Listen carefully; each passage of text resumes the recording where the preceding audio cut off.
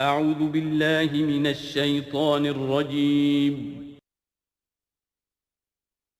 بسم الله الرحمن الرحيم.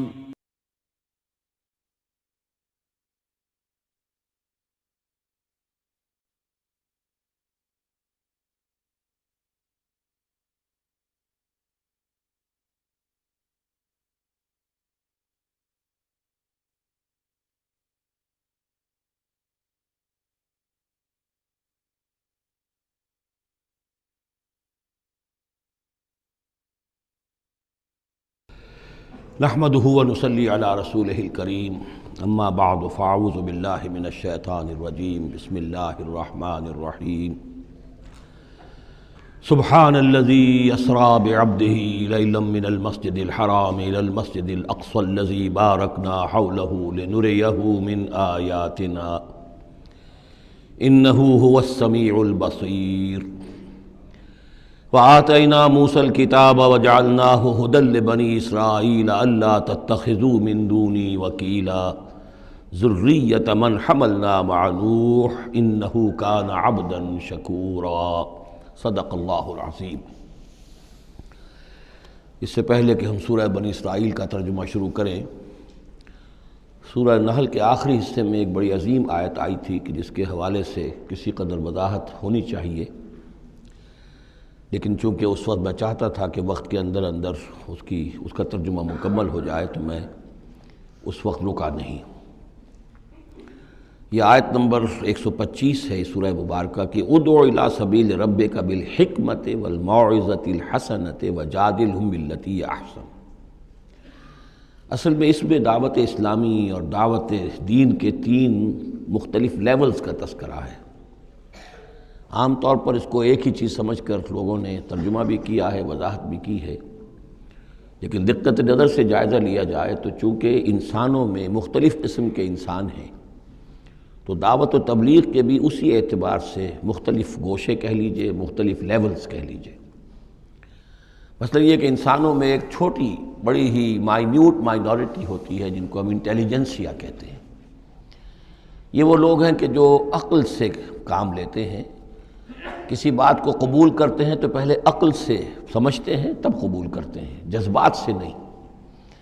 اور یہ کہ کسی شے کو رد کرتے ہیں تو دلیل سے کرتے ہیں، اگر قبول کرتے ہیں تو دلیل سے، رد کرتے ہیں تو دلیل سے۔ یہ انٹلیکچول مائنورٹی آپ اسے کہیں یا انٹیلیجنسیا کہیں، یا یہ کہ اس کے لیے برین ٹرسٹ بھی ایک لفظ ہے کہ ہر معاشرے کے اندر اس طرح کے لوگ ہوتے ہیں، اور یہ ہوتے بہت کم ہیں تعداد میں، لیکن ڈیسائسو ہوتے ہیں۔ اس معاشرے کا جو بحیثیت مجموعی رخ ہے وہ یہ معین کرتے ہیں۔ عوام کی حیثیت جو ہے وہ ایسے ہے جیسے ایک انسان کے جسم میں ہاتھ پاؤں ہیں، اعضاء و جوارے ہیں، لیکن جو حیثیت ایک انسان کے جسم میں دماغ کی ہے وہ اس برین ٹرسٹ کی ہوتی ہے، انٹیلیجنسیا کی۔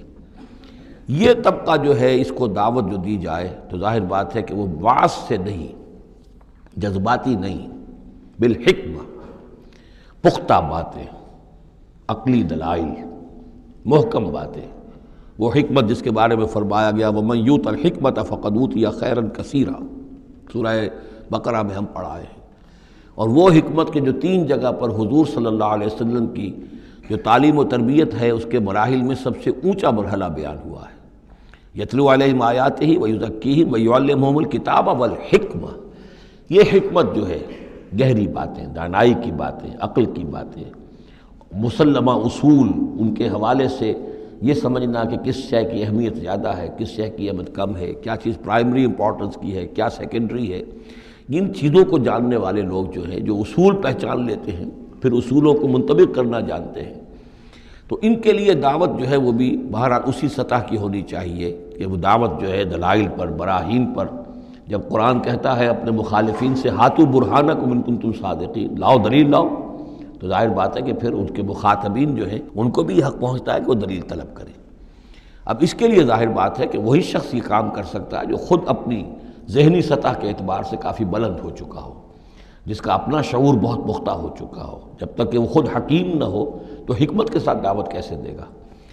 لیکن ایک ہے عام سطح لوگوں کی، عام لوگ جو ہیں جن کے دماغوں میں اس طرح کے کوئی فطور نہیں ہوتے، کوئی وہ عقل کی چھلنی لگی ہوئی نہیں ہوتی، ان کے جذبات جو ہیں اچھے، اگر جذبات اچھی بات کہی جائے تو جذباتی طور پر بھی اپیل ہو جاتی ہے۔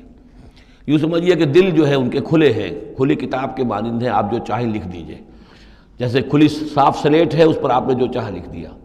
ایسے لوگوں کے لیے یہ ہے کہ موعظۃ الحسنہ، ایک بات جو ہے اچھی بات ہو، خلوص سے ساتھ کہی جائے، وہ شخص یہ محسوس کرے کہ جو بات یہ کہہ رہا ہے مجھ پر دھونس نہیں جمانا چاہتا، اپنے علم کا روب نہیں ڈالنا چاہتا، بلکہ یہ در حقیقت میری خیر خواہی کی وجہ سے، مجھ سے نفرت نہیں کرتا، میری تحقیر نہیں کر رہا ہے، جو یہ مجھ سے کہہ رہا ہے وہ خلوص سے کہہ رہا ہے۔ از دل خیزت بر دل ریزت، دل سے بات نکلے گی اور دل پہ جا اترے گی، یہ ہے موعظہ حسنہ۔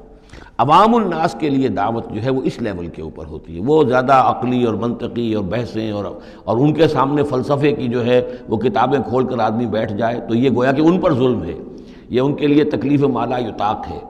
تو سب سے اوپر کا لیول ہے ادع الی سبیل ربک بالحکمہ، پھر ہے والموعظۃ الحسنہ عوام کے لیے۔ نمبر 3 وہ ہوتے ہیں کچھ لوگ معاشرے کے اندر کہ جو لوگوں کو گمراہ کرنے پر تلے ہوتے ہیں۔ مثلاً عیسائی مشنریز ہیں، انہیں تو خرچے ملتے ہیں، ان کے تنخواہیں ہیں، ان کے بجٹس ہیں، بڑی بڑی حکومتوں کی طرح کے بجٹ ان کے ہیں، ان کی ٹریننگ اس لیے ہو رہی ہے، انہیں خاص خاص ایشوز کے اوپر ٹرین کر کے بھیجا جاتا ہے مناظرہ کرنے کے لیے۔ قادیانیوں کا نظام ہے، بہائیوں کا نظام ہے، ان کے لیے یہ ہے کہ لوگوں کو ٹریننگ دے کر وہ مجادلے کے لیے، مناظرے کے لیے، بحث کے لیے، اس کے لیے ان کو تیار کیا گیا ہوتا ہے۔ یہ بات مان کر دینے والے نہیں ہوتے، آپ خلوص کے ساتھ ان سے بات کریں گے تو وہ در حقیقت وہ تو یوں سمجھیے کہ ادھار کھائے بیٹھے ہوتے ہیں اس پر کہ انہوں نے بات نہیں ماننی، بلکہ یہ کہ لوگوں کو گمراہ کرنا ہے۔ ان کے ساتھ جدال کرنا پڑتا ہے، جو جھگڑنا بھی پڑتا ہے، بحث بھی کرنی پڑے گی، لیکن اس بحث میں بھی جو ہمارے ہاں مناظرے کا لفظ آیا ہے، قرآن مجید میں مناظرے کا لفظ نہیں آیا ہے، مجادلے کا لفظ آیا ہے۔ جادلہم، ہاں ان سے جھگڑو، انہیں جواب دینے پڑیں گے ایسے کہ جو انہیں خاموش کر دیں، اگر وہ خاموش نہیں ہوں گے تو عوام الناس کے اوپر ان کا اثر ہو جائے گا۔ لیکن اس مجادلے میں بھی تمہارا اپنا اخلاقی معیار برقرار رہنا چاہیے، نیچے نہ اترو، گالم گلوچ پر نہ آ جاؤ، بہت گھٹیا انداز اختیار نہ کر لو، بلکہ جیسے کہا گیا کہ ان کے معبودوں کو گالیاں نہ دینی شروع کر دو، بلکہ یہ کہ اس میں بھی ہمیں آداب، اس کے اندر بھی آداب کو ملحوظ رکھتے ہوئے۔ تو یہ 3 لیولز ہیں، ادعو الی سبیل ربک بالحکمۃ والموعظۃ الحسنۃ وجادلہم باللتی احسن۔ اب اس میں ہر ایک کے لیے پھر تیاری کرنی ہوگی۔ قادیانیوں سے مباحثے کرنے کے لیے ظاہر بات ہے عام آدمی نہیں کر سکتا جب تک کہ ان اسپیشل ایشوز کے اوپر اس کو صحیح جو ہے اس کو تعلیم نہ دے دی گئی ہو، اس کے اوپر تربیت نہ ہو گئی ہو۔ اور اسی طریقے سے جو بہائیوں نے کوئی مسائل اٹھائے ہوئے ہیں، منکرین حدیث نے کوئی اٹھائے ہوئے ہیں، تو اس طرح کے لیے جو ہے یہ 3 لیولز ہیں، ان کو سمجھ لیجیے۔ اب آئیے ہم سورہ بنی اسرائیل کی طرف چل رہے ہیں۔ یہ قرآن مجید کے وسط میں 2 عظیم خزانے ہیں حکمت قرآنی کے، سورہ بنی اسرائیل اور سورۃ الکہف، اور یہ نہایت حسین و جمیل جوڑا ہے۔ اس میں جوڑے ہونے کی جو نسبتیں ہیں، نسبت زوجیت، کیا کیا مشابہتیں ہیں، کس کس اعتبار سے کمپلیمنٹری ہیں، وہ تو ظاہر بات ہے کہ میں شروع میں زیادہ وقت نہیں لے سکتا، یہ تو دوران جب ہم ترجمہ کریں گے، پڑھیں گے، بات واضح ہو جائے گی۔ لیکن 1-2 موٹی موٹی باتیں دیکھ لیجئے۔ اس سورت کا آغاز ہو رہا ہے سبحان الذی اسریٰ بعبدہ، اللہ کی تسبیح کے ساتھ۔ سورہ کہف شروع ہوگی الحمدللہ الذی انزل علی عبدہ الکتاب، الحمدللہ، اور حدیث نبوی میں آیا ہے التسبیح نصف المیزان والحمدللہ تملؤہ، نظام جو میزان معرفت خداوندی ہے وہ آدھی ہو جاتی ہے تسبیح سے، سبحان اللہ کہنے سے، اور پر ہو جاتی ہے الحمدللہ کہنے سے۔ یہ دونوں مل کر گویا کہ معرفت خداوندی کا جو بھی انسان کے پاس ہو سکتا ہے اثاثہ اور جو پونجی ہو سکتی ہے اس کی تکمیل ہو جاتی ہے۔ یہ ہم آگے چل کر المسبحات میں اس مضمون پر تفصیلی گفتگو کریں گے، لیکن یہاں نوٹ کر لیجئے تسبیح سے شروع ہو رہی ہے سورہ بنی اسرائیل اور تحمید سے، الحمدللہ الذی انزل علی عبدہ الکتاب۔ پھر یہ کہ یہاں ہے ذکر اللہ اپنے بندے کو لے گیا، وہاں ہے اللہ نے اپنے بندے پر کتاب اتاری، یہ گویا کہ ریسیپروکل معاملہ ہو رہا ہے۔ دونوں جگہ عبد کا لفظ آیا، رسول کا لفظ نہیں آیا۔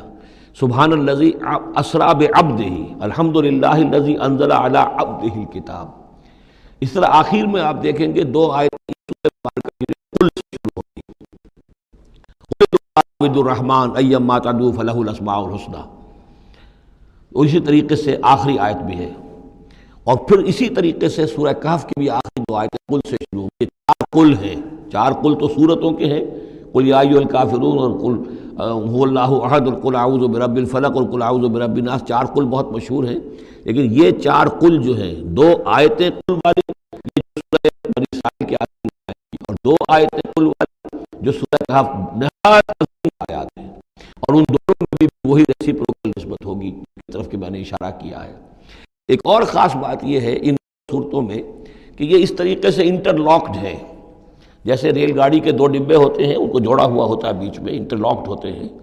یہ جو ہے وہ ختم ہوگی سورہ مبارکہ کبر ہو تکبیرا، قل الحمد للہ الذی لم یتخذ ولدا، کہو کہ قل حمد، کل تعریف اللہ کے لیے ہے جس نے کسی کو اپنا بیٹا نہیں بنایا۔ یہ آخری آیت ہے، اور اس حکم پر گویا کہ تعمیل کرتے ہوئے اگلی صورت نازل ہو رہی ہے، الحمد للہ الذی انزل علی عبدہ الکتاب ولم یجعل لہ عوجا۔ اس طریقے سے یہ دونوں جوڑے جو ہیں باہم انٹرلاک بھی ہیں۔ یہ سورہ بنی اسرائیل جو ہے، اس کا پہلا رکوع اس اعتبار سے بہت اہم ہے، بہت عظیم ہے کہ اس میں بنی اسرائیل کی تاریخ کے 4 ادوار کا تذکرہ ہے جو کہ حضور صلی اللہ علیہ وسلم کی بعثت تک گزر چکے تھے۔ 2000 برس کی تاریخ ان کی ہے، جس کو کہ 4 ادوار میں یہاں 4 آیتوں میں سمو کر بیان کر دیا گیا۔ اس کا ہمارے لیے فائدہ کیا ہے کہ ایک حدیث نبوی میں آیا ہے، لَيَأْتِيَنَّ عَلَىٰ أُمَّتِي مَا أَتَىٰ عَلَىٰ بَنِي إِسْرَائِيلَ حَسْبَ النَّعْلِ بِالنَّعْلِ، میری امت پر بھی وہ تمام حالات وارد ہو کر رہیں گے جو بنی اسرائیل پر وارد ہوئے، بالکل ایسے جیسے کہ ایک جوتی دوسری جوتی سے مشابہ ہوتی ہے۔ جوتیوں کا جوڑا زمین پر رکھا ہو تو آپ کو مختلف نظر آئیں گے، جوتیوں کے رخ جو ہیں وہ مختلف ہوں گے پنجوں کے حساب سے، لیکن اگر ان کے تلووں کو جوڑ دیں گے تو معلوم ہوگا کہ ان میں کوئی فرق نہیں ہے۔ تو اسی طریقے سے 4 ادوار امت مسلمہ، امت محمد صلی اللہ علیہ وسلم کی تاریخ کے گزر چکے ہیں۔ تو گویا کہ اپنے آپ کو سمجھنے کے لیے بھی یہ آئینہ جو ہے ان آیات میں جو تاریخ بنی اسرائیل کا آ رہا ہے وہ بہت مفید ہے۔ چنانچہ اس پر میں نے مضمون لکھا تھا، وہ پھر پہلے تو اب چھپتا ہے چھوٹی شکل میں، وہ ایک کتابچہ ہے تنظیم اسلامی کا تاریخی پس منظر، اور اس کے بعد ایک بڑی کتاب بھی اب آ چکی ہے، سابقہ اور موجودہ مسلمان امتوں کا ماضی، حال اور مستقبل، اردو میں وہ کتاب بھی موجود ہے جو اس موضوع پر ہے۔ لیکن اس ضمن میں جو کچھ مجھ پر کھلا ہے وہ در حقیقت ان آیات کے حوالے سے اور اس حدیث کی کنجی سے، وہ حدیث جو ہے گویا کہ وہ ایک کنجی کی حیثیت رکھتی تھی جس سے کہ میں نے ان آیات میں جو خزانہ مضمر ہے علم کا اور معرفت کا اور معلومات کا، اس کو میں نے کھولا ہے اللہ کے فضل و کرم سے۔ اب جو ہے انگریزی میں بھی یہ کتابچہ جو ہے چھوٹا بھی موجود ہے، rise and fall of the Muslim امہ، اور دوسری طرف انگریزی میں اب دوسری کتاب کی بھی ترجمانی آ گئی ہے، لیسنز فرام ہسٹری، اور وہ سب کے سب جیسا کہ میں نے عرض کیا یہاں سے ماخوذ ہے۔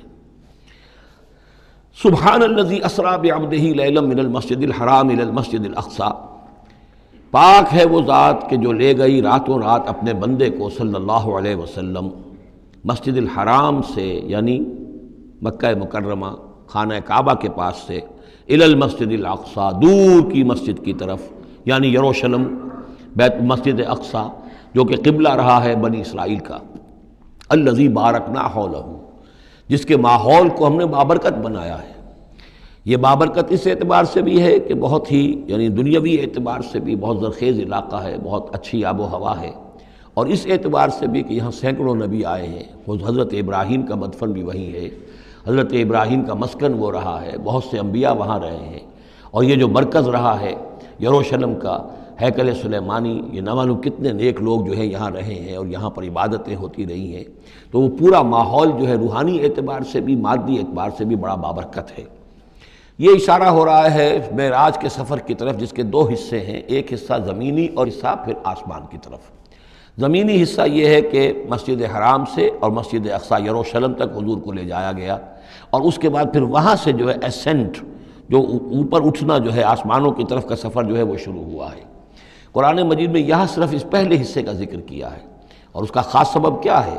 اس کا سبب یہ ہے کہ اب گویا کہ اعلان ہو رہا ہے کہ محمد الرسول اللہ صلی اللہ علیہ وسلم کو اللہ تعالیٰ ان دونوں دین کے جو توحید کے عظیم مراکز تھے ان کا متولی بنا رہا ہے، محمد کو اور ان کی امت کو صلی اللہ علیہ وسلم وعلیٰ صحابہ صلاۃ وسلام۔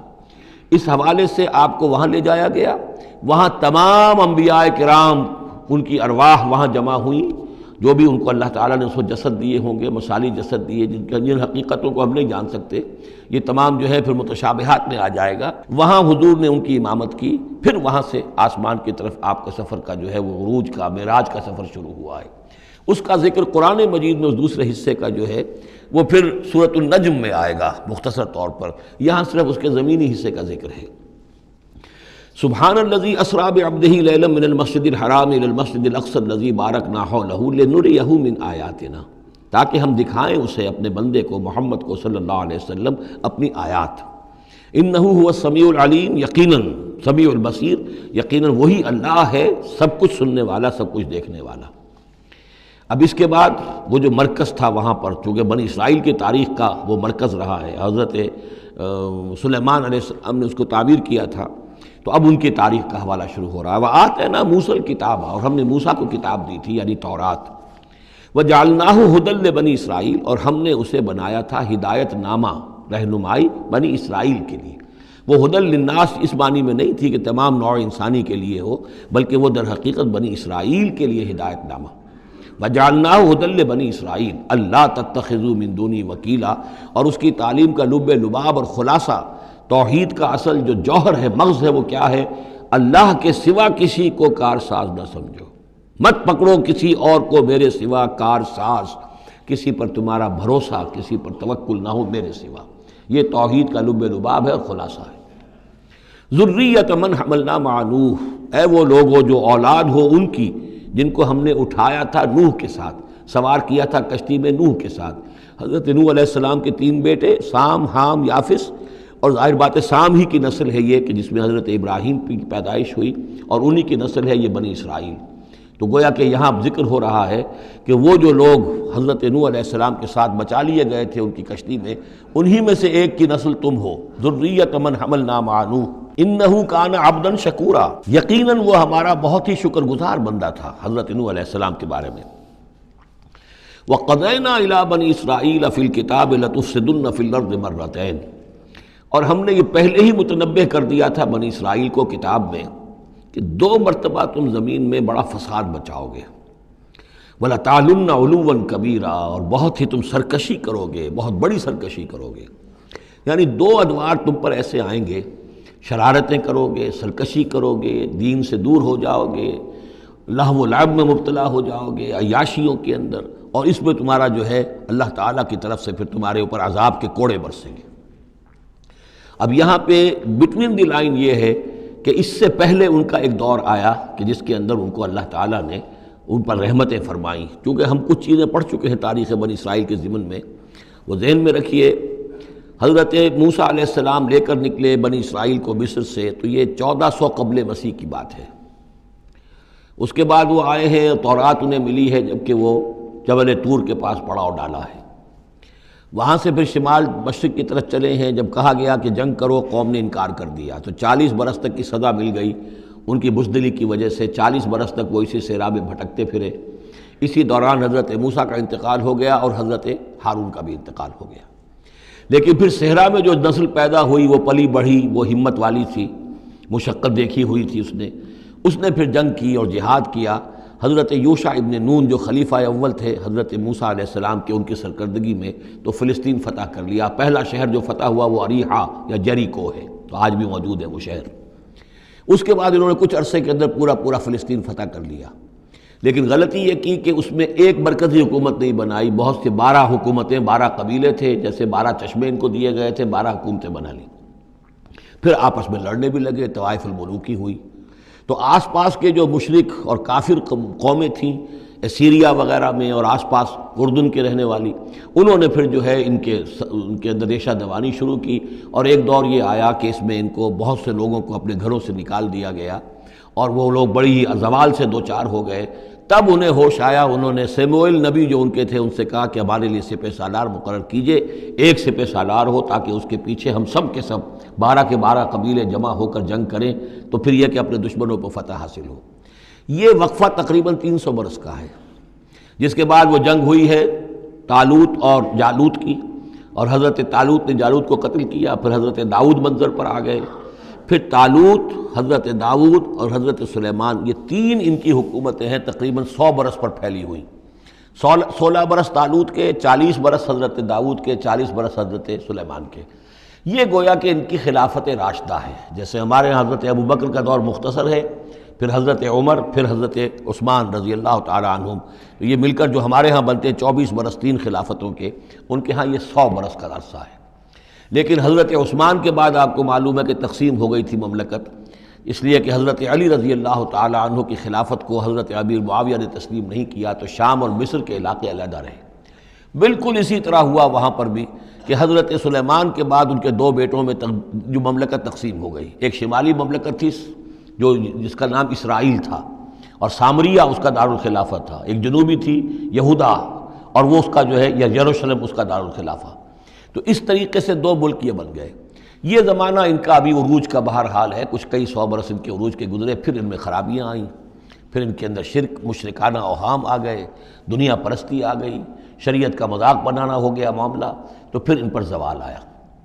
پہلا زوال جو آیا، پہلے اسیرینز نے شمالی مملکت جو تھی اسرائیل کی، اس کو ختم کر دیا۔ یہ کوئی ختم کیا انہوں نے اس سے کافی پہلے 700-800 برس قبل حضرت مسیح کے۔ اس کے بعد جو اصل آیا ہے نبوکڈ نظر، جو نمرود تھا عراق کا، اس کا حملہ ہوا ہے 587 قبل مسیح میں۔ انہوں نے یروشلم کو برباد کیا، 6 لاکھ کو قتل کیا، 6 لاکھ کو قیدی بنا کے لے گیا، اور یہ کہ یروشلم میں 2 اینٹیں سلامت نہیں رہنے دیں، اور ہیکل سلیمانی کو مسمار کر دیا۔ یہ ان کا بدترین دور آیا۔ تقریباً 125 برس یہ کیپٹیوٹی میں رہے بیبیلونیا میں، 6 لاکھ کو ہانک کر لے گیا وہاں پر، بدترین دور۔ تو پہلا عروج، اس کا جو کلائمیکس تھا وہ طالوت اور داؤد اور سلیمان کا دور حکومت، اور پہلا زوال جس کا یوں سمجھیے کہ سب سے نیچے کی پوزیشن یہ ہے جو کیپٹیوٹی کا دور ہے ان کا۔ اس کے بعد حضرت عزیر علیہ السلام ان میں آئے، اللہ نے بھیجا، انہوں نے دعوت اصلاح، توبہ کی منادی کی، پھر یہ لوگ کچھ ٹھیک ہوئے۔ ادھر یہ کہ ایران نے حملہ کیا تھا عراق پر اور ان کو آزاد کر دیا تھا کہ جاؤ تم، کہ خورس نے، ذوالقرنین نے، کہ تم جاؤ اور جا کر اپنا شہر دوبارہ آباد کر لو۔ تو یہ پھر آ گئے، حضرت عزیر کے ساتھ ہو کر آئے ہیں۔ تو یہ تقریباً 458 قبل مسیح میں پھر یہ دوبارہ آئے ہیں۔ تو یہ سمجھیے کہ 125 برس تک یہ جو شہر ہے اجڑا پڑا رہا ہے۔ اسی دوران میں حضرت عزیر کو اللہ تعالیٰ نے 100 برس کے لیے سلائے بھی رکھا ہے، وہ موت ان پر طاری کر دی تھی جو سورہ بقرہ میں ہم پڑھ کر آئے ہیں۔ یہ سارے واقعات کو آپ یوں سمجھ لیجئے کہ یہ علیحدہ علیحدہ ٹکڑے جو ہم نے پڑھے ان کو جوڑ لیجئے۔ بہرحال پھر ان کے اندر یہ کہ ایک نیکی کی تحریک چلی، پھر ان کے اندر لوگوں نے توبہ کی، پھر اللہ نے انہیں دوبارہ ایک عروج عطا کیا، مکابی سلطنت قائم ہوئی، اور وہ جہاں تک دنیاوی حدود ہیں، زمینی حدود، وہ حضرت سلیمان کی مملکت سے بھی بڑی تھی۔ یہ ان کا دوسرا دور عروج ہے۔ لیکن پھر ان کے اندر زوال آیا، پھر خرابی آئی، پھر وہی دنیا پرستی، وہی عیاشیاں، وہی بدماشیاں، وہی مشرکانہ اوہام۔ اس کے نتیجے میں پھر ان پر جو کوڑے پڑے ہیں وہ پہلے تو پڑے ہیں یونانیوں کے ہاتھوں، سکندر مقدونی نے پہلے فتح کیا ان کو، پھر سلیوکس جو اس کا سپہ سالار تھا وہ ان پر حکمران رہا ہے۔ اس کے بعد یہ ہے کہ پھر رومنز آ گئے، رومنز نے ان کو فتح کر لیا، ان کی حکومتیں چلتی رہیں۔ یہ دوسرا دور ہے۔ اس دور میں پھر یہ ہے کہ رومن ہی کے ہاتھوں سن 70 عیسوی میں دوبارہ یروشلم تباہ و برباد ہوا، 1,33,000 یہودی ایک دن میں قتل کیے۔ پھر دوبارہ وہ ٹیمپل یا ہیکل سلیمانی جو دوبارہ تعمیر کر لیا تھا حضرت عزیر کے بعد، پھر وہ مسمار کر دیا گیا، اور وہ آج تک مسمار پڑا ہوا ہے۔ اور گویا کہ حضور صلی اللہ علیہ وسلم کی بعثت کے وقت 500 برس ہو چکے تھے اس کو مسمار ہوئے ہوئے۔ سن 70 عیسوی میں وہ مسمار ہوا، اور 571 میں حضور کی پیدائش ہے، یعنی آپ کی پیدائش بھی پورے 500 برس بعد ہوئی ہے، جبکہ یہ رومیوں کے ہاتھوں ہیکل سلیمانی تباہ و برباد کر دیا گیا تھا۔ یروشلم میں پھر کوئی متنفس نہیں رہا، لیکن یہ کہ بعد میں جو ہے اس کے اندر ان کو یہاں سے نکال باہر کیا گیا، ان کا ڈائسپورا شروع ہو گیا۔ وہ ڈائسپورا اس صدی کے شروع میں ختم ہوا ہے، وہ پھر میں بعد میں بات کروں گا۔ یہ ساری داستان بڑی اہم ہے، اس لیے کہ یہ سابقہ امت مسلمہ ہے۔ یہ وہ امت مسلمہ ہے جس کے ہاں 1400 برس تک نبوت رہی، جس کے ہاں 3 کتابیں نازل ہوئی ہیں، جن کے بارے میں قرآن میں 2 جگہ ہے کہ یا بنی اسرائیل اذکروا نعمتی التی انعمت علیکم وانی فضلتکم علی العالمین، میں نے تمام جہان والوں پر تمہیں فضیلت دی ہے۔ تو اسی طریقے سے پھر ان کو معزول جب کرنے کے بعد ہم سامنے آئے ہیں تو حضور نے بتایا وہی کچھ تم پر بھی ہوگا اور وہی کچھ ہم پر بھی ہوا ہے۔ ہمارا بھی پہلا عروج عربوں کی زیر قیادت تھا، پھر زوال آیا۔ پہلے پٹائی ہوئی کروسیڈرز کے ہاتھوں، پھر جو پٹائی ہوئی ہے، بڑی پٹائی جو ہوئی ہے وہ ہوئی ہے پھر ہلاکو اور چنگیز کے ذریعے سے، فتنہ تاتار۔ اس کے بعد پھر جو ہے وہ قیادت بدل گئی، عربوں کی قیادت کے بجائے ترکوں کی قیادت آ گئی۔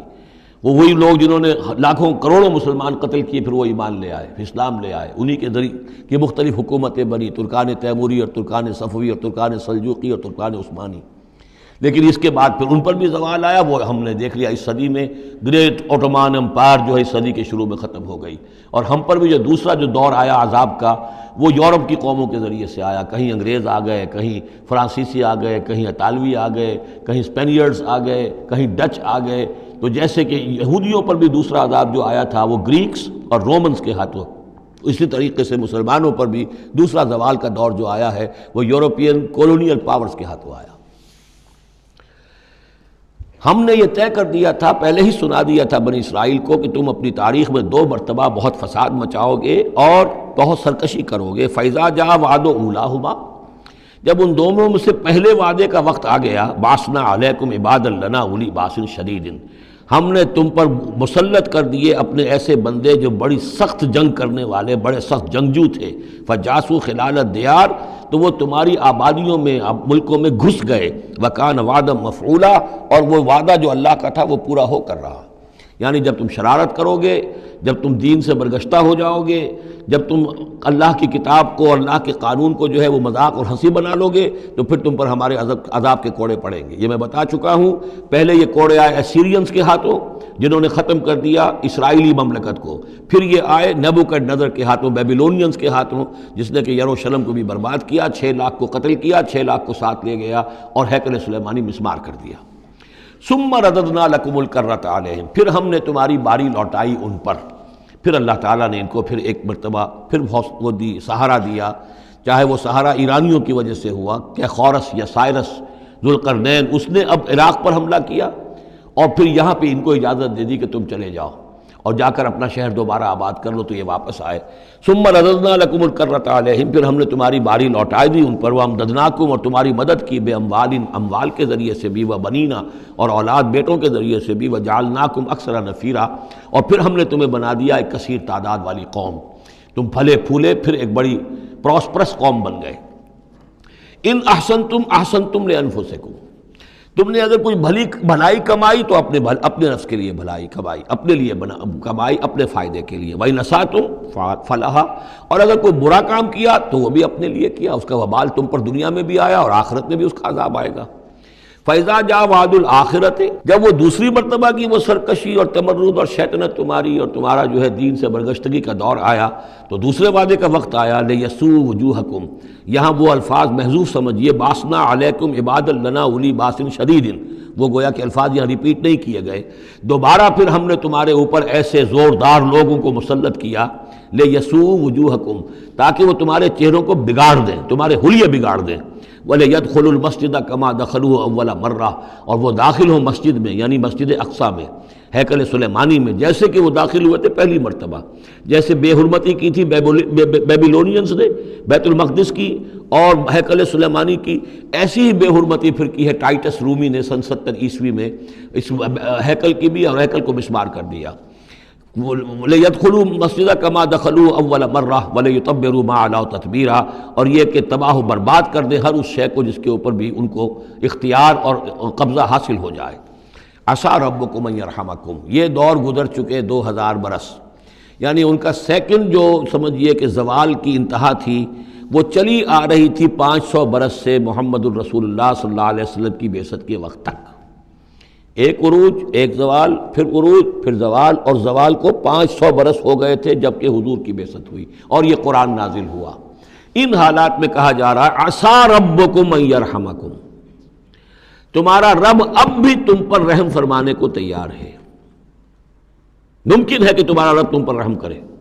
وَإِنْ عُدْتُمْ، اگر تم نے وہی روش اختیار کی، وہی کفر کیا، وہی حق کو ماننے سے انکار کیا اور اعراض کیا، عدنا، پھر ہم وہی کچھ کریں گے جو ہم نے پہلے کیا تھا۔ وَجَعَلْنَا جَهَنَّمَ لِلْكَافِرِينَ حَصِيرًا، اور ہم نے کافروں کے لیے جہنم کو تو باڑا بنا رکھا ہے، جیل تو بنا رکھی ہے ہم نے جو ان سب کا احاطہ کر لے گی۔ جس طرح کہ جانوروں کے باڑے میں بند کر دیا جاتا ہے، اسی طریقے سے قید خانہ ہم نے تیار کر رکھا۔ آخرت کا قید خانہ تو ہے ہی، اس دنیا میں بھی تم پر عذاب کے کوڑے برسیں گے۔ ان ھذا القرآن یہدی للتی ہی اقوم، دیکھو اب یہ قرآن جو ہم نازل کر رہے ہیں اپنے بندے محمد پر صلی اللہ علیہ وسلم، یہ گویا کہ اب شاہ درا ہے، اللہ کی رحمت میں داخل ہونا ہے تو اس سے داخل ہونا ہوگا، اس کو مانو تو تمہارے لیے اللہ کی رحمتوں کے دروازے پھر کھل جائیں گے۔ جو بھی اللہ نے وعدے کیے ہیں اپنے اس آخری نبی اور ان کی امت کے لیے، تم بھی اس میں شامل ہو جاؤ گے، انہی کی برکتوں سے تم بھی حصہ پاؤ گے۔ ان ھذا القرآن یہدی للتی ہے اقوم، یقیناً یہ قرآن ہے جو اب راستہ دکھا رہا ہے اور رہنمائی کر رہا ہے اس راہ کی طرف جو سب سے سیدھی ہے، اقوم۔ وَيُبَشِّرُ الْمُؤْمِنِينَ، اور بشارت دیتا اہل ایمان کو، الَّذِينَ يَعْمَلُونَ الصَّالِحَاتِ، جو نیک عمل بھی کریں، أَنَّ لَهُمْ أَجْرًا كَبِيرًا، کہ ان کے لیے بہت بڑا اجر ہے، وَأَنَّ الَّذِينَ لَا يُؤْمِنُونَ بِالْآخِرَةِ۔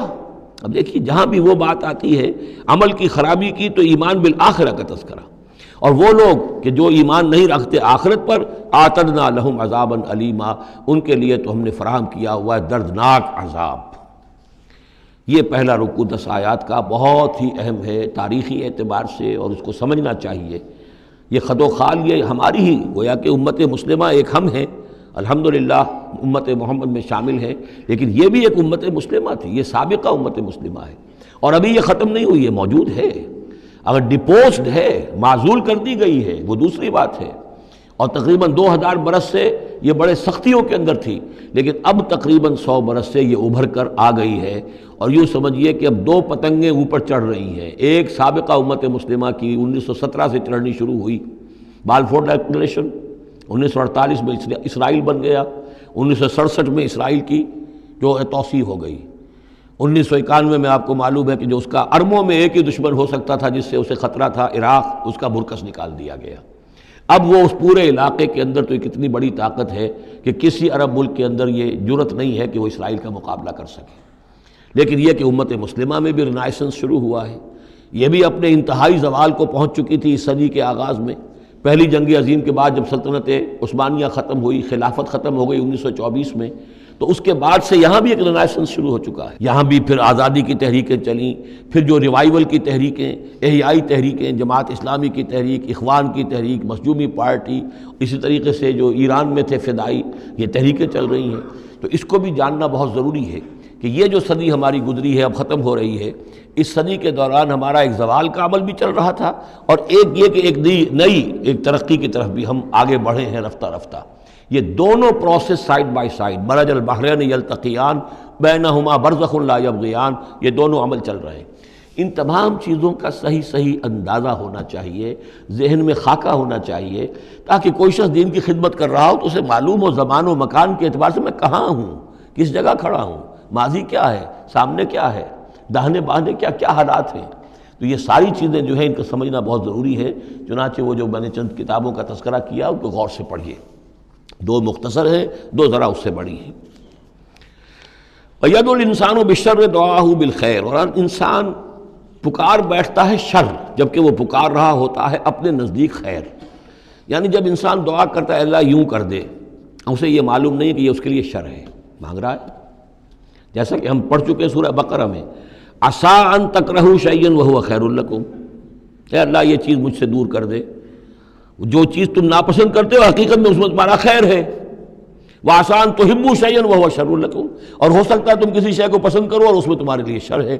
اللہ یعلم وانتم لا تعلمون، اللہ جانتا ہے تم نہیں جانتے۔ اصل بات کیا کہ اللہ کے حوالے کیا جائے، تفویض الامر، اے اللہ تیرے حوالے، سپردم بے تو مایا خیشرا تو دانی حساب کم و بیشرا، تیرے علم میں جو چیز میرے لیے خیر ہے وہ فیصلہ فرما دے، چاہے مجھے اچھی لگے یا بری لگے، لیکن تیرے علم میں۔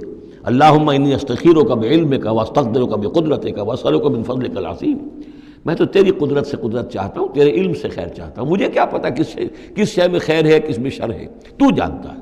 لیکن انسان کیا ہے، وہ تو اپنی عقل کو آگے رکھتا ہے، اے اللہ یوں کر دے، ایسا ہو جانا چاہیے، حالانکہ اس کو نہیں معلوم کہ بے وقوف جو شے مانگ رہا ہے وہ اس کے لیے خیر نہیں ہے، شر ہے۔ وَيَدْعُو الْإِنسَانُ بِالشَّرِّ دُعَاءَهُ بِالْخَيْرِ، اور انسان مانگ بیٹھتا ہے اپنے لیے شر جبکہ وہ مانگ رہا ہوتا ہے اپنے تئیں، اپنے خیال میں، اپنے ذوق میں خیر۔ وَكَانَ الْإِنسَانُ عَجُولًا، اور انسان بہت جلد باز ہے، اس جلد بازی کی وجہ سے، شارٹ سائٹڈنس کی وجہ سے وہ شر کو خیر، خیر کو شر سمجھ بیٹھتا ہے۔ وَجَعَلْنَا اللَّيْلَ وَالنَّهَارَ آیَتَيْنِ، اور ہم نے رات اور دن کو 2 نشانیاں بنا دیا ہے۔ فَمَحَوْنَا آیَةَ اللَّيْلِ، تو ہم نے رات والی نشانی کو تو تاریک بنا دیا، اسے مٹا دیا، محو کر دیا. وجعلنا آیۃ النہار مبصرۃ، اور دن والی نشانی کو ہم نے سجھانے والی بنا دیا، روشن کر دیا. لتبتغوا فضلا من ربکم، تاکہ اس روشنی کے اندر تم اپنے رب کا فضل تلاش کرو، تمہاری جو معاشی جد و جہد ہے اس کے لیے بھاگ دوڑ کر سکو. ولتعلموا عدد السنین والحساب، اور دن اور یہ رات کا جو فرق ہے اور تفاوت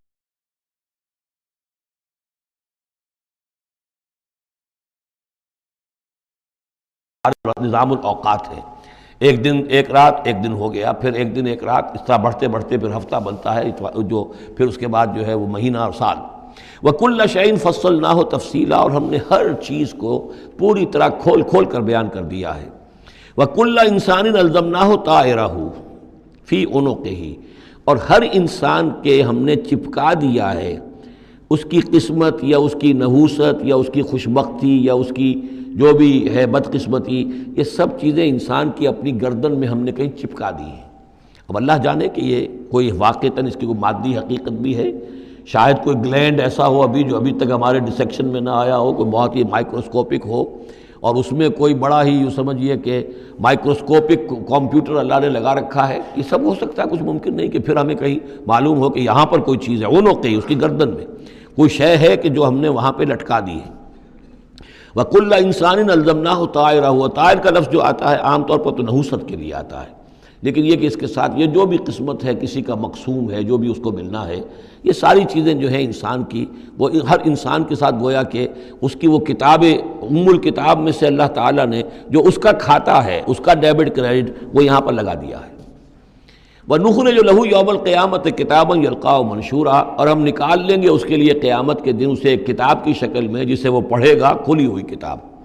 یعنی یہیں پر شاید وہ کوئی لگا ہوا ہے، کوئی ریکارڈر ہے کہ جس کے اندر وہ سارے ہمارے افعال و اعمال ریکارڈ ہو رہے ہیں، چاہے وہ کتنا ہی مائکروسکوپک ہو، اور اس کے بعد اس کو نکال کر جو ہے وہ رکھا جائے. یہ ایک چپ کے اندر، آپ کو معلوم ہے چپسی کا تو سارا کھیل اس دنیا میں چل رہا ہے، اس میں آپ کی پوری زندگی کی فلم موجود ہے، آپ نے ایک ایک حرف جو زبان سے نکالا وہ موجود ہے، آپ کے ذہن میں جو جو خیالات آتے رہے وہ موجود ہیں، آپ کے دل میں جو جو نیتیں پروان چڑھتی رہی وہ موجود ہیں. وہ ایک چپ جو ہے کفایت کرے گا. وَكُلَّ إِنسَانٍ أَلْزَمْنَاهُ طَائِرَهُ فِي عُنُقِهِ وَنُخْرِجُ لَهُ يَوْمَ الْقِيَامَةِ كِتَابًا يَلْقَاهُ مَنشُورًا، اور کہہ دیا جائے گا اقرا کتابک، خود پڑھ لو اپنی کتاب، یہ اپنا اعمال نامہ خود پڑھ لو. کفا بنفسک اليوم علیک حسیبا، تم خود بھی آج کافی ہو کہ حساب کر لو، ڈیبٹ کریڈٹ کا حساب جوڑ لو، یہ سارا تمہارے سامنے تمہارا کچا چٹھا موجود ہے. من اہتدی فانما یہتدی لنفسہ، جو کوئی بھی ہدایت پر آتا ہے، ہدایت کو اختیار کرتا ہے تو وہ اپنے بھلے کے لیے، اپنے فائدے کے لیے. ومن ضل فانما یضل علیہا، اور جو گمراہ ہوتا ہے تو ظاہر بات ہے وہ اپنے اوپر ہی اس کا وبال لے گا. گمراہ ہوتا ہے اپنے اوپر، اپنے خلاف، اپنے اوپر ہی وبال لے گا. ولا تزر وازرۃ وزر اخری، اور دیکھو نہیں ہوگی کوئی جان اٹھانے والی کسی اور کے جان کے بوجھ کو، ہر ایک کو اپنا بوجھ خود اٹھانا ہے. جو بھی آپ کے اعمال کا انبار ہے وہ آپ کے کندھوں پر ہوگا، کوئی اور نہیں اٹھا سکے گا. وما كنا معذبين حتى نبعث رسولا ومن ضل ولا تزر وازرة وزر اخرى وما كنا معذبين حتى نبعث رسولا. یہ میں نے پہلے بھی حوالہ دیا تھا. آج یہ اللہ کی سنت رہی ہے کہ کسی قوم کے اوپر عذاب ہلاکت، عذاب استیصال، چھوٹے عذاب تو آتے رہتے تھے، لیکن یہ کہ بڑا عذاب جس سے کہ قوم کو نسیہ منسیہ کر دیا جائے، جیسے قوم نوح اور قوم ہود اور قوم صالح پر آئے وغیرہ، ان کے بارے میں اللہ کا قانون یہ ہے کہ جب تک رسول کو نہ بھیج دیا جائے، رسول حق کا حق ہونا واضح نہ کر دے، کوئی اشتباہ نہ رہے، حق مبرہن ہو جائے، اتمام حجت ہو جائے. رسلا مبشرین و منذرین لئلا یکون للناس علی اللہ حجت بعد الرسل، پھر اس کے بعد عذاب آتا تھا. وما كنا معذبین حتی نبعث رسولا، ہم عذاب دینے والے نہیں رہے ہیں جب تک کہ رسول نہ بھیج دیں. وَإِذَا أَرَدْنَا أَن نُهْلِكَ قَرْيَةً أَمَرْنَا مُتْرَفِيهَا، اور جب ہم فیصلہ کر لیتے تھے کہ کسی بستی کو یا کسی علاقے کے رہنے والوں کو ہلاک کرنا ہے تو پھر ہم کھلی چھوٹ دے دیتے تھے اس کے جو مرفہ الحال لوگ ہوتے تھے، دولت والے، پیسے والے، ان کی رسی دراز کرتے تھے. فَفَسَقُوا فِيهَا، وہ خوب ادھم مچاتے تھے، فسق و فجور، لہو و لعب، عیاشیاں، بدماشیاں، اس کا بازار گرم کر دیتے تھے. فحق علیہ القول، یہاں تک کہ وہ گویا کہ بھٹی پوری طرح دہک جاتی تھی اور وہ بستی یا وہ علاقہ جو عذاب الہی کا پورے طور پر مستحق ہو جاتا تھا. وحق علیہ القول فدمرناها تدمیرا، تو پھر ہم اسے، اس بستی کو اکھاڑ کر پٹخ دیتے تھے، اللہ کی طرف سے عذاب آ جاتا تھا. یعنی یہ بتایا جا رہا ہے کہ عذاب آنے میں سب سے بڑا حصہ جو ہوتا ہے کسی قوم کے سرمایہ داروں کا ہوتا ہے، ان کی رنگ رلیاں، ان کے جو بھی ان کے عیش اور ان کی عیاشیاں اور ان کی بدماشیاں جو ہیں، در حقیقت وہ عوام اگر روک نہیں رہے تو وہ بھی مجرم ہو گئے۔ ہاں جو روکنے والے ہیں، نہیں منکر کرنے والے، ان کو اللہ تعالیٰ بچا لیتا ہے، ورنہ یہ کہ جن لوگوں نے ان کو روکا نہیں، گویا کہ وہ انہی کے حکم میں ہیں۔ وَكَمْ أَهْلَكْنَا مِنَ الْقُرُونِ مِنْ بَعْدِ نوح، اور کتنی ہی نسلوں اور قوموں کو ہم نے ہلاک کیا ہے نوح کی قوم کے بعد۔ وَكَفَىٰ بِرَبِّكَ بِذُنُوبِ عِبَادِهِ خَبِيرًا بَصِيرًا، اور آپ کا رب کافی ہے لوگوں کے گناہوں سے واقف ہونے کے اعتبار سے، وہ جانتا ہے۔ کفا بربک بذنوب عبادہ خبیرا بصیرا، خبیر اور بصیر ہونے کے اعتبار سے خوب جانتا ہے کس نے کیا کمایا ہے، کس نے کون کون سے گناہ جو ہیں اپنے نامہ اعمال میں درج کرائے ہیں۔ یہ جو اب آیتیں آ رہی ہیں یہ اس موضوع پر، اگرچہ یہ موضوع جو ہے قرآن مجید میں بار بار آتا ہے، لیکن یہ مقام اس موضوع کے لیے ذروہ سنام ہے قرآن کا، چوٹی یہ ہے اس موضوع پر۔ وہ موضوع کیا ہے؟ من کان یرید العاجلۃ عجلنا لہ فیہا ما نشاء لمن نرید، جو کوئی عاجلہ کا طلبگار بنتا ہے، اس دنیا ہی کا طالب ہے، یہیں کا عیش، یہیں کا آرام، یہیں کی دولت، یہیں کا نام، یہیں کی شہرت، یہیں کا اقتدار، بس یہیں کا چاہیے، یہی چاہیے۔ من کانا یرید العاجلۃ، جو ارادہ کر رہا ہے اسی کا، عجلنا لہ فیہا، تو ہم جلد دے دیتے ہیں اسے اس میں سے، کچھ دولت دے دیں گے، کچھ اور شہرت دے دیں گے، کچھ دنوں کے لیے وزیر اعظم بنا دیں گے، کچھ اور کر دیں گے، ان کی محنت جو ہے اس کو کسی نہ کسی درجے میں کامیاب کر دیں گے، لیکن دو شرطوں کے ساتھ۔ ما نشاء لمن نرید، جتنا ہم چاہیں گے اور جس کے لیے چاہیں گے۔ یہ ضروری نہیں کہ ہر شخص جو دنیا کا طالب ہے دنیا اسے مل ہی جائے۔ بہت سے ایسے لوگ ہوتے ہیں وہ ساری عمر اپنے آپ کو ہلکان بھی کر دیتے ہیں، دنیا پھر بھی ہاتھ نہیں آتی، ایسا بھی ہوتا ہے۔ یہ اللہ کا فیصلہ ہوتا ہے، جتنا ہم چاہتے ہیں جس کو چاہتے ہیں دنیا میں اس کی محنت کا نتیجہ دے دیتے ہیں۔ من کانا یرید العاجلۃ عجلنا لہ فیہا ما نشاء لمن نرید ثم جعلنا لہ جہنم، پھر چونکہ وہ طالب دنیا کا تھا اس میں سے ہم نے انہیں دے دیا جتنا چاہا، پھر اس کے لیے ہم جہنم مقرر کر دیتے ہیں، یصلاھا مذموما مدحورا، اس میں وہ داخل ہوگا مذمت زدہ ہو کر اور دھکے دیے جا کر۔ اب دوسری طرف من اراد الآخرۃ، اب یہ ہے اصل شے جس کو لٹمس ٹیسٹ میں کہتا ہوں۔ ہر شخص اپنے گریبان میں جھانکے میں طالب آخرت ہوں یا طالب دنیا ہوں۔ دنیا کی بجائے یہ لفظ عاجلہ آیا ہے، دنیا بھی مؤنث ہے، ادنا قریب کی شے کو کہتے ہیں ادنا، اور اس کا مؤنث دنیا۔ عاجل جلدی والی شے، دنیا جو ہے یہ زندگی نقد ہے اور یہ فوری طور پر ہے، یہاں کی جو راحت ہے وہ بھی نقد ہے، یہاں کی تکلیف ہے وہ بھی نقد ہے، فوری طور پر محسوس ہو جاتی ہے۔ آخرت کی راحت بھی ابھی وہ بعد میں آنے والی شے ہے، اور وہاں کا عذاب بھی بعد میں آنے والا، اس لیے وہ آخرہ ہے۔ تو آخرہ کے مقابلے میں یا دنیا کا لفظ آئے گا یا عاجلہ کا لفظ آئے گا۔ من کان یرید العاجلۃ عجلنا لہ فیہا ما نشاء لمن نرید ثم جعلنا لہ جہنم یصلاھا مذموما مدحورا ومن اراد الآخرۃ وسعی لہا سعیہا وہو مومن، جو آخرت کا طالب ہو اور صرف کہنے میں نہ ہو، بات کرنے میں زبانی کلامی نہ ہو، بلکہ یہ کہ واقعتاً اس کے لیے وہ ویسی محنت کرے جیسی کہ آخرت کے لیے کرنی چاہیے، یہ شرط عین ہے۔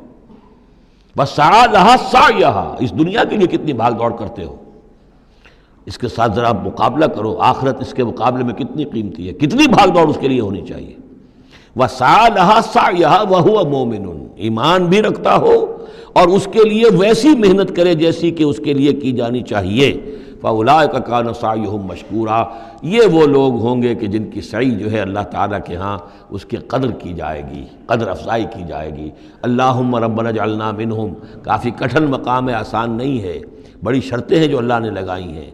وَمَنْ أَرَادَ الْآخِرَةَ وَسَعَىٰ لَهَا سَعْيَهَا وَهُوَ مُؤْمِنٌ فَأُولَٰئِکَ کَانَ سَعْیُہُم مَشْکُورًا اللہم ربنا اجعلنا منہم کُلًّا نُمِدُّ ہؤلاء وہؤلاء من عطاء ربک۔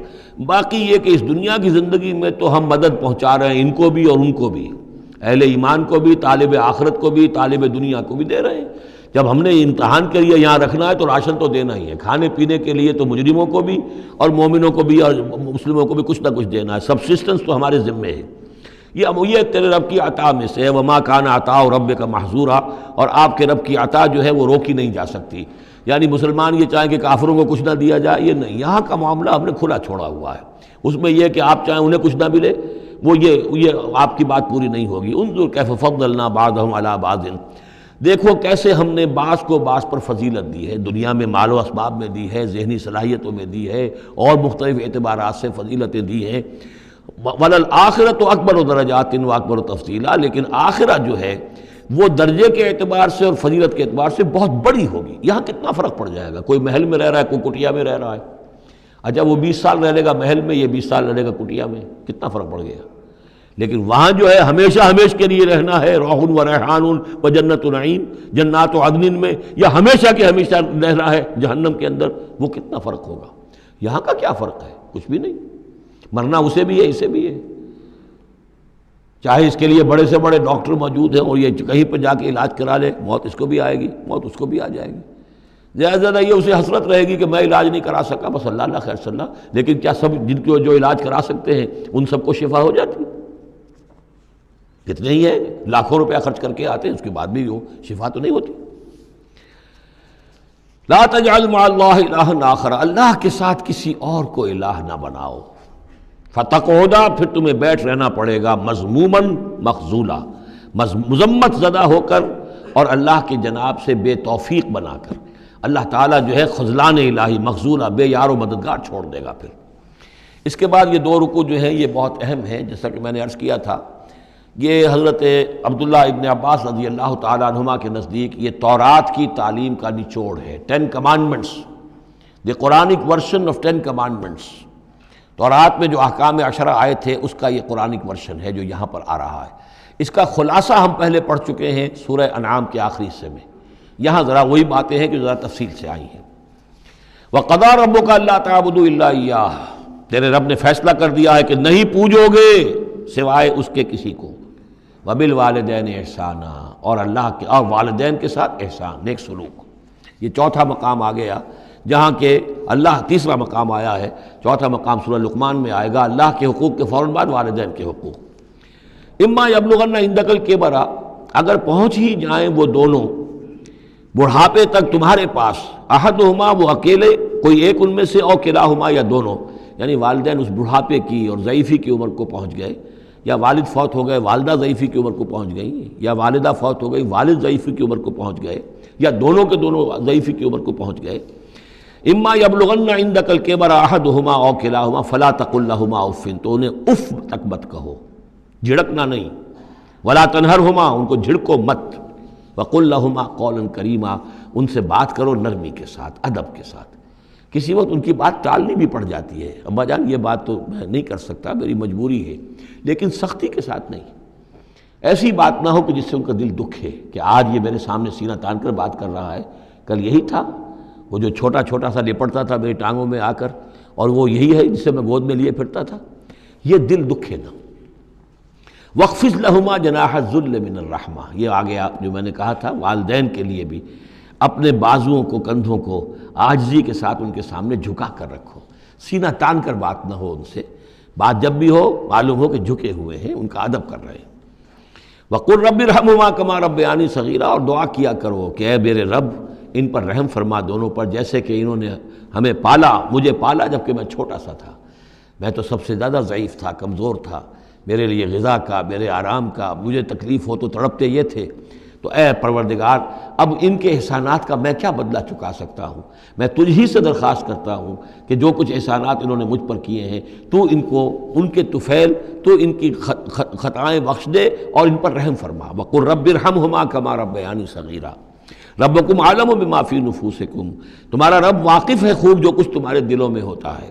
ان تکونوا صالحین فإنہ کان للأوابین غفورا، اگر تم واقعی نیک ہوگے تو یقیناً اللہ تعالیٰ تم میں سے جو واقعی اللہ کی طرف رجوع کرنے والے ان کے لیے غفور ہے۔ اس میں اشارہ ہے کسی وقت بوڑھے والدین، جیسے کہ ہم پڑھ آئے کہ لا یعلم من بعد علم شیئا، وہ کبھی بچوں کی سی آتیں نوت کر آتی ہیں، پھر کبھی وہ ایسی باتیں کہتے ہیں کہ جو نہیں کی جا سکتی، کہیں روکنا بھی پڑتا ہے، ٹوکنا بھی پڑتا ہے، لیکن یہ کہ اگر مجبوراً کہیں ایسی بات کرو اور کرو ادب کے ساتھ، سختی نہ ہو، تو پھر یہ کہ اللہ تعالیٰ جانتا ہے تمہاری نیت کو، کہ تم اگر اپنے والدین کی یہ بات نہیں مان پا رہے ہو، تمہاری مجبوری ہے، وہ تم جانتے ہو، اللہ تعالیٰ کے علم میں ہے، تو اللہ غفور اور رحیم ہے۔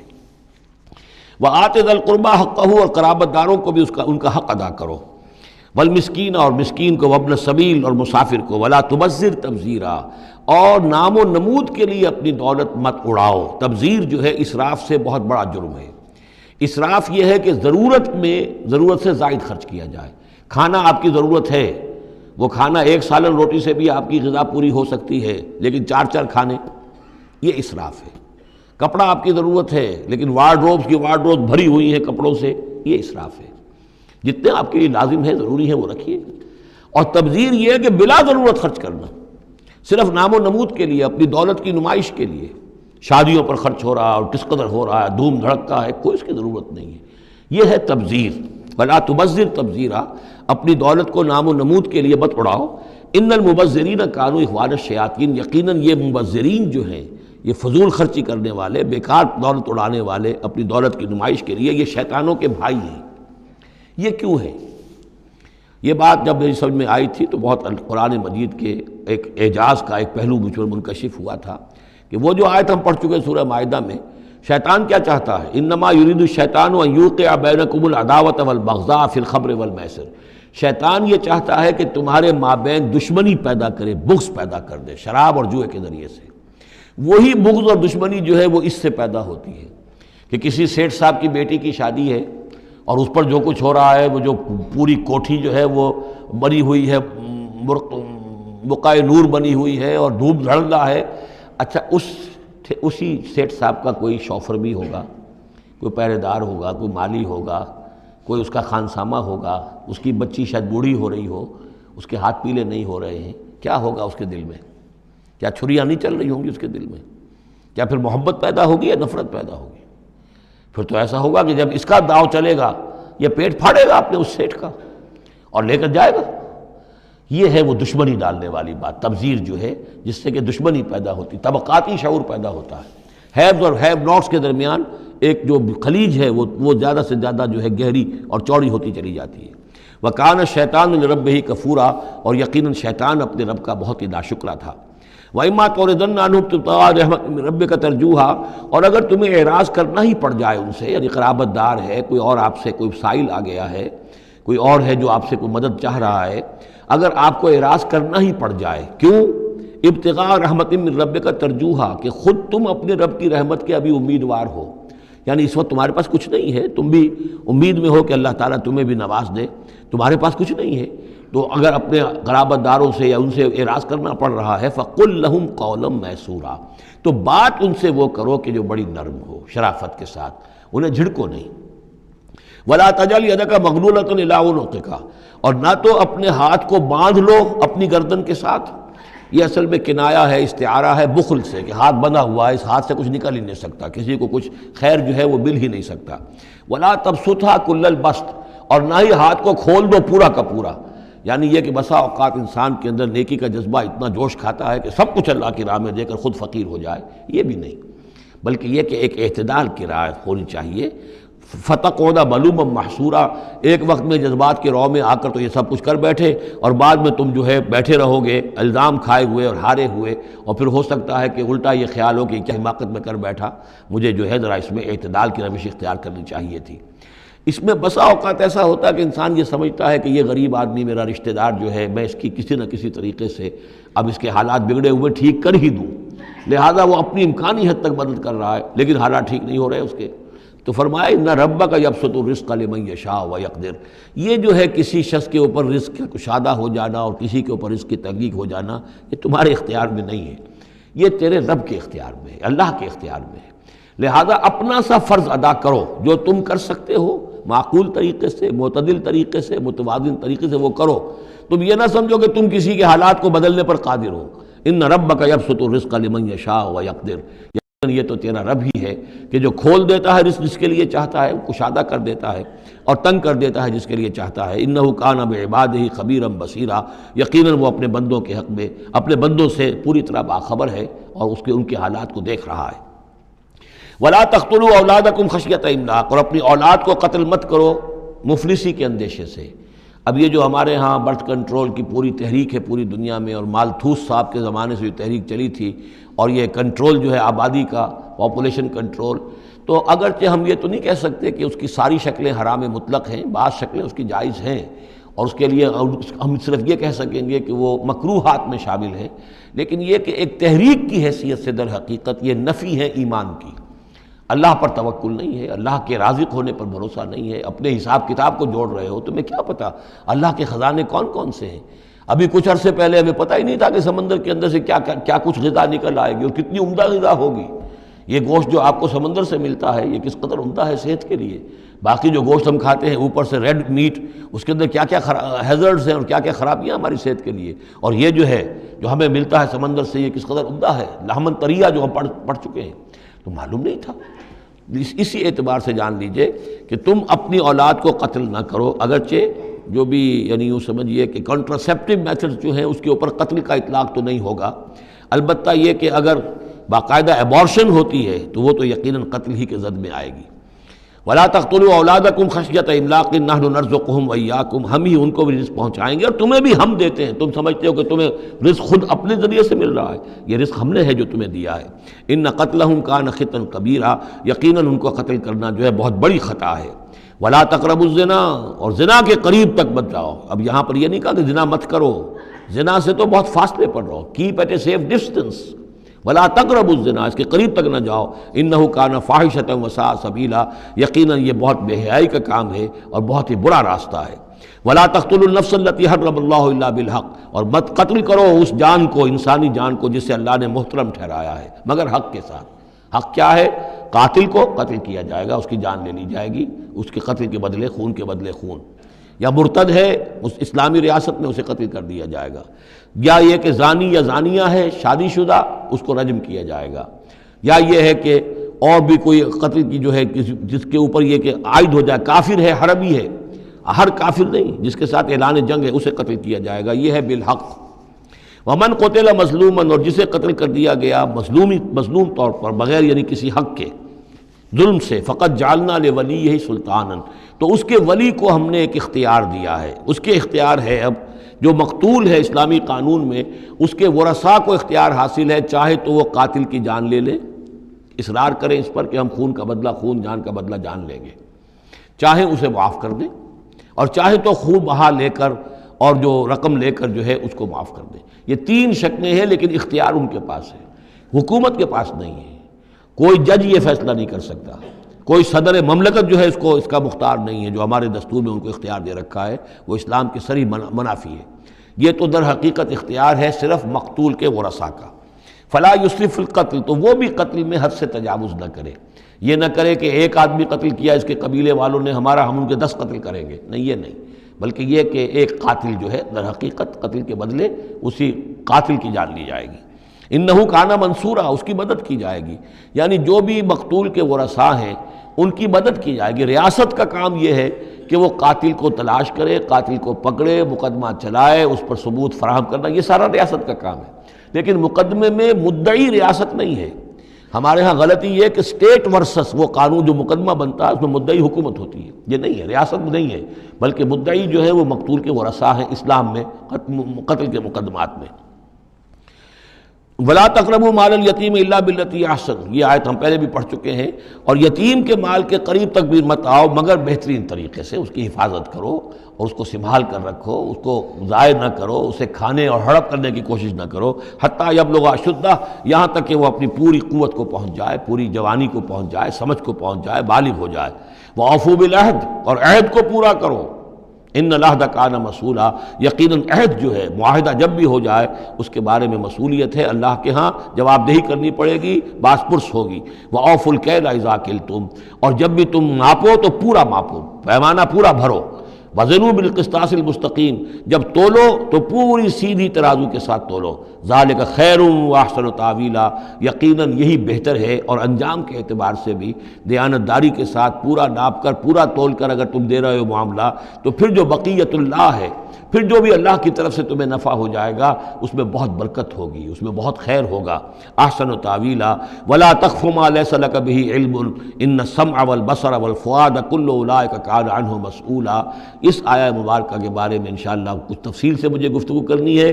بارک اللہ لی ولکم فی القرآن العظیم ونفعنی وإیاکم بالآیات والذکر الحکیم۔